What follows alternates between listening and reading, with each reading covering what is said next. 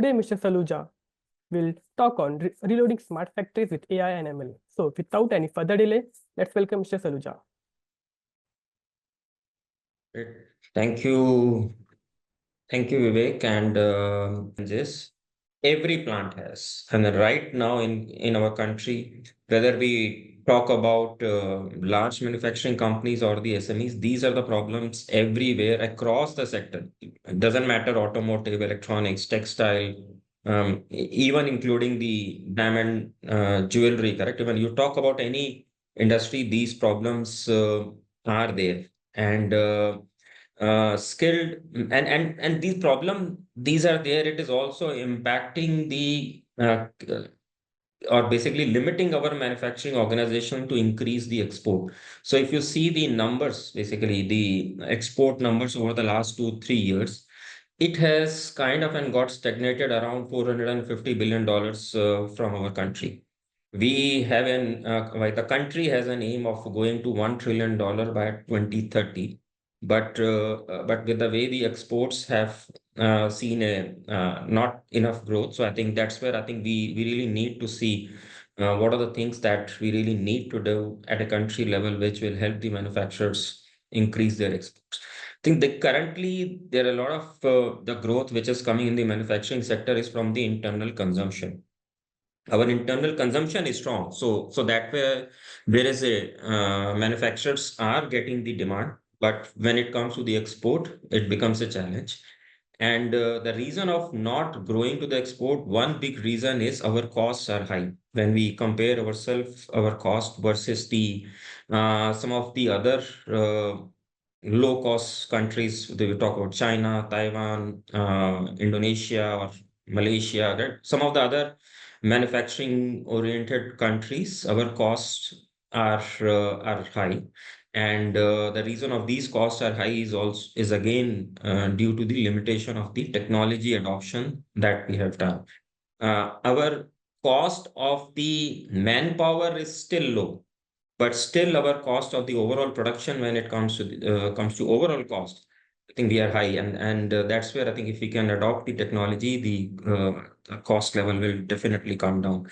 Now again, one good thing is whatever the challenges which we have seen in the last slide, correct, whether we talk about capacity utilization or the high operational cost which is coming, manpower availability, productivity level are low, the overall efficiency of the machines are not to the extent what it should be. So if we really have to address all the challenges which is there, the technology solutions can definitely help across the board in all the solutions. So on the slide, there are again some solutions which are where we have AI and ML used, while there are a lot of other solutions also, like the IoT solutions or purely an analytics based solutions, correct? So there are or AR VR solutions. There are many other technology based solutions are there, but right now I've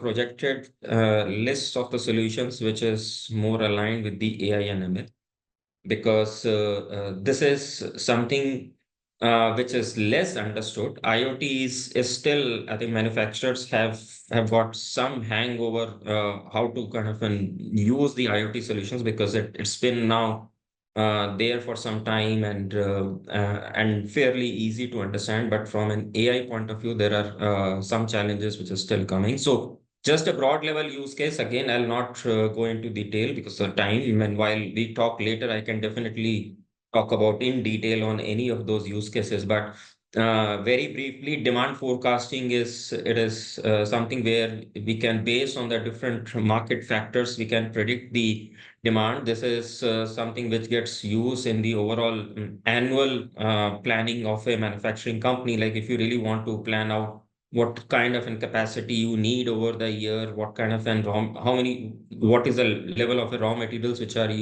needed, what is the level of the manpowers which are needed, what kind of an system upgrades we need to do. So for that, you will need an annual forecast, demand forecast. So there are pretty good AI based solutions are there, which is which is giving a decent forecast from a demand estimation point of view. Then inventory optimization, where the inventory cost in every plant is high. So uh, many of the companies are even keeping inventories of up to 3 months, so which is really huge, and a lot of working capital gets blocked there.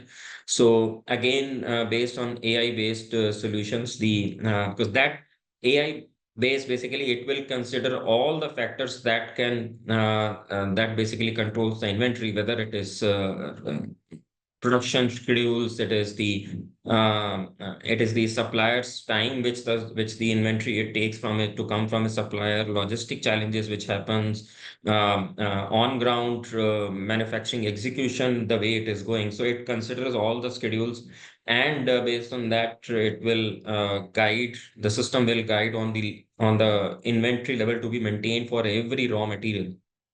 Then production planning and scheduling. So again, AI-based solutions helps in doing the scenario planning. So that way, if any changes which happens on a day-to-day level, and this is something which is happening actually in every plant.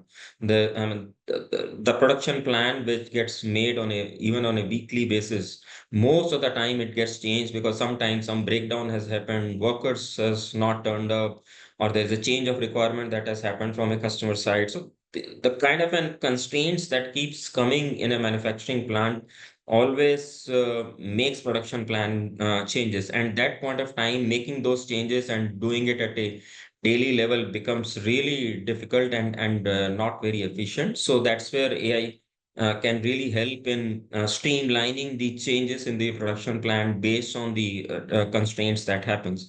Now, from a process optimization, so these are where digital twin solutions are there, a lot of recipe management solutions are there, optimization of the process parameters basically can come in. So there are various AI-based process optimization techniques are there, which can help in improving the process efficiency, improving the yield. So this is something which helps. Then quality inspection. I think this is something where many of the manufacturing plants have started at least adopting the vision or camera-based solutions, but still the adoption is much lower what it really can be. Again, as I said, I mean, management solutions which has come in now. So the regular CCTV cameras which are being placed inside a plant, those cameras only can be used to track the compliances, whether workers are working as per the SOPs or not. So everything basically can be monitored, and alerts can be set up in case the compliances are not adhered. And then the last one here is what I said is basically predictive maintenance. This predictive maintenance is a term which, say, 2, 3 years, only very few companies used to kind of talk about it. Majority of the companies still were doing on the condition monitoring part of it. They were not upgrading themselves to the predictive maintenance, but at least now I've started seeing companies investing there. In fact, there are companies who have, after the adoption, they are saying to me now, I mean, earlier the thought process was that predictive maintenance cannot be adopted because it is very expensive. Now, once it has been deployed, people realize that it is very cheap, and which they could have adopted maybe few years back only, then they could have saved a lot of breakdowns. So next, basically getting into, so we talked about the challenges that the industries are facing. Now to address those challenges, some of the solutions that can really help. And now, a simple slide which says why the companies are still not accelerating, correct? So, this is not, I think, this is not the first time you would have heard of these solutions. This is not the first time you would have attended the event on manufacturing, but still the overall adoption, it is still low. And then these are the three broad big reasons basically why the adoption is low. And first one I'll say is the digital literacy. And this digital literacy is, I'll say, both at a leadership level and the worker level. And at a leadership level, I think the understanding about the solution definitely has come in. But then a lot of times the adoption happens more from an ad hoc point of view. Like right now, I'm facing, say, a few challenges. My quality issues are high in my plant, so let me find some solution which is related to quality inspection and adopting. Or some people feel that the inventory control is not able to be managed, so let me have some RFID or QR code based inventory management solution and adopt it. So these are basically the ad hoc solutions which gets deployed. So that's where the understanding about the building a roadmap, assessing the ROI. So those things are kind of still not there at every level. And digital literacy, I'll also say, is that digital literacy at a workforce level, so an operator level, I think that also needs to be done. The workers also needs to be educated to some level on the digitization, because then if that happens, then a lot of times they themselves will suggest ideas on what kind of an improvement actions can be done. And if any solution gets deployed, then they will be more responsive, or the solutions will get accepted by them, because it has also been seen a few companies that they have deployed the solution, but they were not effectively used by the operators, and the company didn't get an ROI. So that's the challenge. And then the ROI trap. So for every investment, we try to kind of do the ROI, and many times ROI assessment is also not the right, because to do a right level of an ROI assessment, we need the right kind of a data. And if data is not available in an organization, if the data which is available is made with some manual errors, then those data cannot be trusted. And then if you do an ROI analysis based on that data, which is either incomplete or wrong, then you will not be able to do an ROI assessment, correct? So many times it also happens that ROI calculations were wrong, and the company didn't kind of invest it or kept thinking about it, right? So these are some things. And now, what's the approach if you really have to adopt the solution? What should be the approach? So, as I said earlier, the ad hoc implementation should be different frameworks which are available. In fact, we also do plant assessments of a manufacturing plant right now. So where we do a detailed assessment, be in a plant for 2 days, and do a deep dive on each of the process, technology use, and the organization structures. And then based on that, the real gaps basically comes out.